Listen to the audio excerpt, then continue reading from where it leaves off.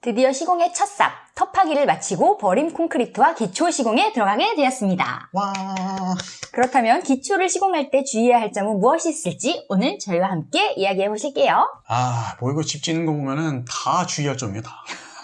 이게 집을 지을 때 주의사항이 많은 이유가 뭐냐면요. 예를 들어서 내가 컵라면을 끓였는데 불었다. 그럼 어떻게 하면 돼요? 다시 끓여야지. 네, 버리고 다시 끓일 수가 있죠. 근데 집 같은 경우에는 한번 안 치고 나면 그냥 수억 원이 묶여버리는 거예요. 그렇죠. 네, 잘못 지은 집 남한테 팔기도 좀 그렇고. 버릴 수도 없고요. 네, 버릴 수도 없고, 그러면 이사 가기도 힘듭니다. 특히 정원주택은. 그래서 지을 때 잘 지어야 돼요. 현장 상황에 따라서 잡석을 깔고 이제 버림 콘크리트를 치고, 그 다음에 이제 기초가 올라가는 상황에서 이전 영상에서 말씀드렸다시피 집을 어떻게 얹힐 것인가에 대한 배치가 정말 중요하고, 버림을 쳤을 때 이제 줄눈을 튕겨야 되거든요. 팅팅. 네, 줄눈을 이제 거기서 이제 튕겨가지고 이제 거푸집을 대야 됩니다. 그렇죠. 근데 이제 거푸집을 댈 때 문제가 되는 게 있어요. 뭡니까? 줄기초냐, 통기초냐. 선택해야 되겠네요. 그거는 근데 건축사가 현장 상황에 따라서 알아서 설계해 주는 거 아닙니까? 저희 같은 경우에는 당시엔 필수가 아니었던 구조 설계를 받았죠. 그래서 이제 그쵸. 구조 설계에서 동결 심도의 깊이와 그리고 이제 줄기초를 쳐야 된다는 그 부분에 있어서 건축비가 대폭 상승하는 게 있었습니다. 네, 구조 설계 받는 것도 돈이 들어갔는데 기초 역시도 돈이 많이 들어가는 방법을 선택했어요. 구조 설계는 요즘에는 다 기본적으로 해야 되는 건가? 네네.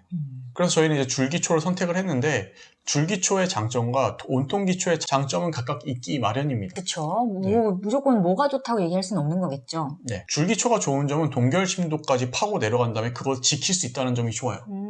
온통기초 같은 경우에는 아무래도 시멘트의 양이 엄청나다 보니까 그 그렇죠. 깊이까지 파고 내려가긴 쉽진 않을 수도 있습니다. 그렇죠. 줄기초는 그렇게 세심한 시공할 수 있는 만큼 비용이 들어갑니다. 그것을 시공하는 입장에서는 아무래도 좀 세밀하게 시공을 해야 되다 보니까 비용을 많이 요구할 수밖에 없어요. 대신 통기초는 콘크리트 비용이 많이 들어가는 거 아니야? 네, 콘크리트 비용이 많이 들어가죠. 대신 빠릅니다. 만약에 건축주한테 줄기초를 치겠습니까? 온통기초를 치겠습니까? 라고 얘기를 하게 되면 아마 온통기초를 많이 선택하실 것 같아요. 그리고 온통기초가 아무래도 이제 하중을 받는 입장에서 유리한 면도 있습니다. 그렇겠네요. 면으로 그냥 통째로 누르니까. 그렇죠. 전체적으로 물을 네. 받아주니까. 그리고 줄기초 같은 경우에는 만약에 부실 시공이 들어갔을 경우 가운데 빈 공간이 있으니까. 네, 가운데 빈 공간이 있기 때문에 거기에 크랙이 갈 수도 있어요. 그렇구나. 좋을 수도 있지만 그게 되게 치명적인 단점이 될 수도 있겠네요. 네, 그렇죠. 동결 심도 얘기가 나왔는데 지역마다 다릅니다. 그렇죠. 네, 그리고 양평 같은 경우에는 좀 추운 지역이다 보니까 좀 깊은 편이에요. 동결 심도가 깊다는 얘기는 결국엔 다 돈이란 얘기입니다. 땅을 많이 파야 되고 네. 그만큼 많이 부어야 되니까. 네, 맞습니다. 동결 심도가 중요한 이유가 땅이 어디까지 어냐라는 거예요. 정말 그쵸. 추우면은 땅이 깊이까지 얼겠죠? 그렇죠. 근데 그것도 한계가 있습니다. 절대 얼지 않은 땅의 깊이가 있어요. 그렇기 때문에 그 깊이만큼은 파줘야 된다라는 겁니다. 그렇죠. 왜냐면 날씨 변화나 이런 거에 따라서 우리 집안이 흔들릴 수도 있는 거니까. 그렇죠. 얼고 녹고에 따라서 아무래도 집이 얼고 녹고에 따라서 땅이 꺼질 수밖에 없어요. 그렇구나. 네. 근데 집을 보면은 막 기초 30cm짜리 집들도 많습니다. 동결 심도를 만약에 안 지켰다가 얼고 놓고 하는 과정에서 흙이 약간 무너진다, 한쪽으로 무너진다 하면은 점점 우리 집이 피살사탑 되는 거 아니야? 네, 실제로 이제 그런 경우가 있죠. 네.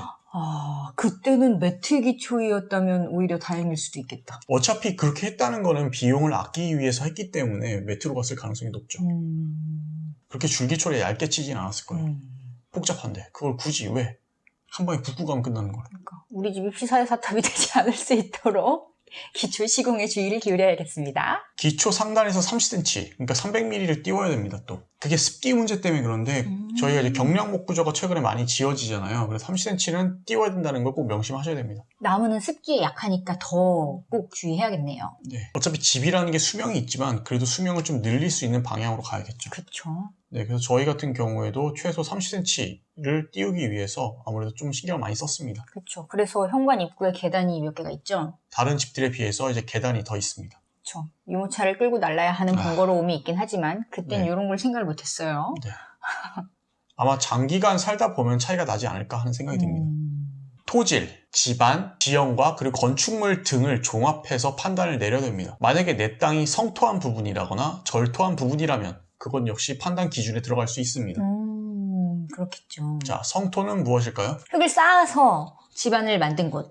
네, 흙을 이제 부어가지고 만든 거죠. 그리고 절토는 산을 이렇게 깎아서. 네, 그럼 우리 집은 어떤 땅이었죠? 절토. 저희는 절토였습니다. 아, 네. 그래서 성토한 땅 같은 경우에는 이렇게 뭐 땅이 이렇게 다져지는 시간을 조금 더 주은 다음에 집을 짓는 게 좋다는 얘기를 들었는데. 그 시간이 몇 년입니다. 왜냐면 얼고놓고 뿐만 아니라 이제 뭐 그 비어있는 공간을 계속 메우기 위해서는 시간이 많이 필요해요. 몇 년은 너무 심하다. 네, 근데 보통 성토하고 난 다음에 6개월 미만으로 많이들 짓죠. 그럼 건축주들은 그 거푸집을 대고 기초를 칠 때 뭘 봐야 될까요? 수직으로 예쁘게 잘 세워지고 있는가? 왜냐면 잘 안 됐다가 이렇게 될 수도 있잖아. 아닌가? 기초의 이제 위치를 확인하는 게 가장 중요한 부분이고, 그리고 이제 거푸집을 대고 있을 때 그 안에 콘크리트 안에 철근이 들어갑니다. 그래서 그 철근의 미리수를 확인을 하고, 그리고 철근의 양을 확인하고, 그렇죠. 간격을 잘 맞춰서 넣는가? 그렇죠. 간격이 제일 중요합니다. 그러니까 터널 공사 같은 거 할 때도 그렇죠. 이제 뭐 철근을 많이 뺀다는 얘기가 있죠. 터널. 그렇죠. 그래서 이제 저희 같은 경우에도 철근 간격 때문에 좀 더 좁히는 작업을 다시 한번 했습니다. 그렇죠, 맞아요. 네. 근데 이제 그런 것들이 이제 체크되고 나서 이제 시공을 수정하게 되면요, 아무래도 시공을 다시 해주는 입장에서도 힘들고. 그렇죠. 근데 그게 빨리 시정이 되면은 서로 편한 거예요. 그렇죠, 그렇죠. 예, 싫은 소리는 초장에. 여러 번 하면, 그렇죠. 여러 번 하면 이제 서로 피곤한 거니까. 초장에 한번. 네. 이렇게 거푸집을 설치하고 철근 배양하고 그리고 이제 절토와 그리고 성토에 대한 얘기 등등을 나눴었는데요. 이제 다음 시간엔 타설에 대한 이야기를 함께 나눠보도록 하겠습니다. 오늘 저희의 얘기도 유용하셨는지 모르겠습니다. 다음 콘크리트 타설 이야기도 또 기대해주세요. 네, 감사합니다. 구독과 좋아요. 양평부부였습니다.